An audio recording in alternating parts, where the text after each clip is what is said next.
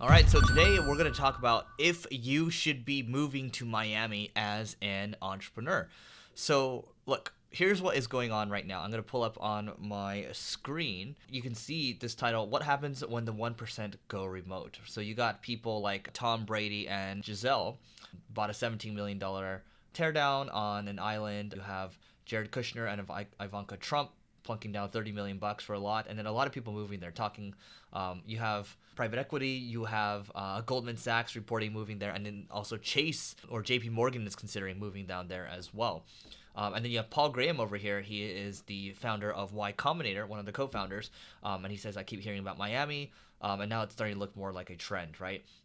And then, on the flip side of that, you have people like Elon Musk, you have Larry Ellison's Oracle going to, and also Hewlett Packard, they're going to Austin. So people are going to, the states that have no income tax, basically. And so, you have, taking a look over here, I actually found on Twitter that the mayor of Miami is actually very engaging and very receptive. He's taking advantage of this move right now. So I actually hit him up because I might be going there in a week, and he's actually said he'd be down to tour. He'd be down to get on the podcast and talk about the benefits of Miami. So let me know in the comments what you'd like me to ask him about Miami.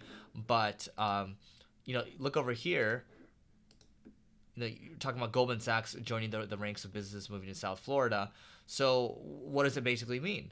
Well, now that we live in a remote first world, does it make sense to stay in a state like California, as an example, where they might bump, state taxes to 16.8% or something like that, right? Or if you live in New York, you have high taxes. So New York actually had about 35% of its tech workforce migrate out.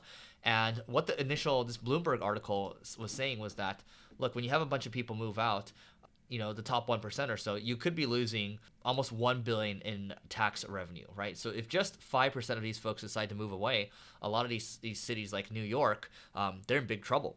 And so, you got to think about it. We're in a world right now where we're printing more money, and someone's going to have to pay the piper.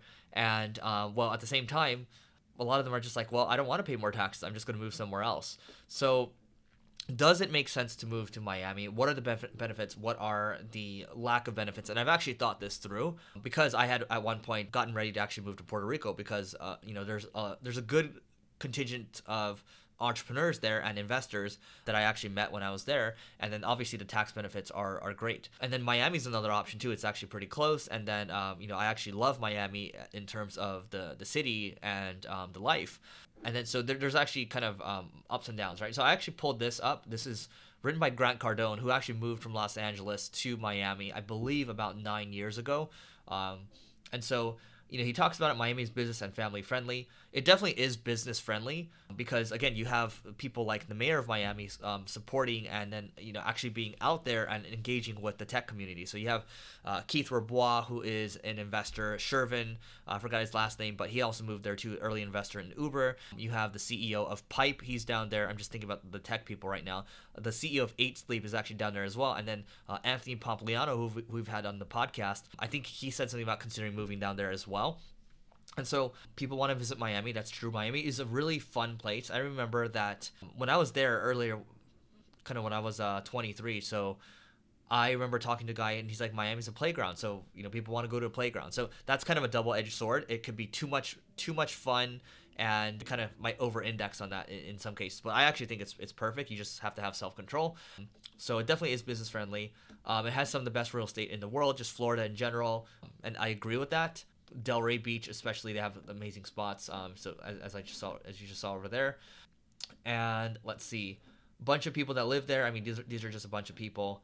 Tom Cruise, I guess, lives there. Tony Robbins is there as well. You have hedge fund manager Paul Tudor Jones, who actually just put a bunch of money into Bitcoin.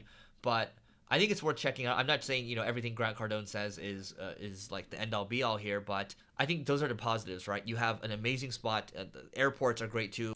In general, traffic is not that bad depending on what area you live in, and in terms of traveling to European countries or kind of South America, you're not that far away, so that's beneficial as well. And you're also not super far away from New York, right? So I think that's good. And obviously not paying the state income taxes is good as well. But what I would say is when I think about the flip side to this is I'm in LA right now, and I have a book coming out that is tied to the gaming world. And the gaming world, the epicenter is very much in LA. You have some of the top teams here. You have some of the gaming companies here as well. You have some of the top entrepreneurs here. And so from a networking perspective, LA seems to make a lot of sense. And sure, you can say, well, Eric, you could live in Miami and then fly to LA every now and then, or you could live in Nevada and fly, pop over really quickly. And that's certainly a possibility.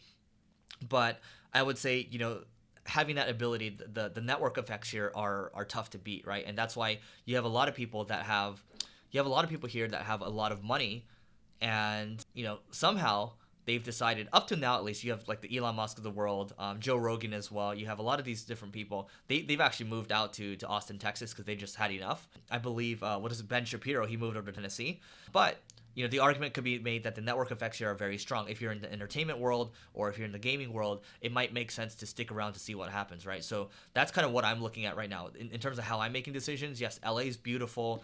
It's got awesome weather. It's got awesome people. There's a lot of different things to do around LA. And we got to see how the book turns out. I think a lot of it revolves around the book right now. So I'm going to kind of wait and see. But I will say that, what's on my list is either, staying in LA, or even taking a look at Miami, or taking a look at Austin. And I will say that Austin's great for in terms of the tech world, the tech migration, going over there. Miami's just good for a good lifestyle, and then, very business friendly as well. So we'll just leave it at that. And you make your own decisions, but I think it's nice to think about this, because who knows what's going to happen in the next year or two, around taxes, how business friendly certain states are, and things like that. I can tell you, looking at San Francisco, they lost a ton of people. Actually, you know what? It was actually San Francisco that lost 35% of its tech people, its workforce. New York lost about 20% or so. So both are still very high. So again, we're in a remote first world now, and you have a lot more options, whether you are a business owner, or whether you are self-employed, or just employed somewhere. So anyway, that is it for today. Go to levelingup.com to learn more about the upcoming book I have, Leveling Up, and we'll catch you later.